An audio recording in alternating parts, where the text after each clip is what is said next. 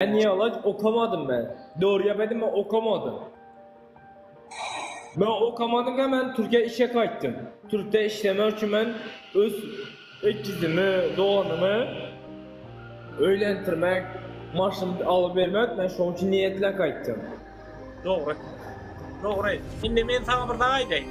Okumasan var ya, yurda bizim Türkmenistan'da, hükümetimizde hünermeliler gerek. Yine mesela Teniyal Yaşoğlu'lar üniversitede bu sorumluluğunda barıp söylüyorlar hükümet işlerinde işlemeli. Ne olsa yan işlep görsünüz, bir karı işte işlep görsünüz.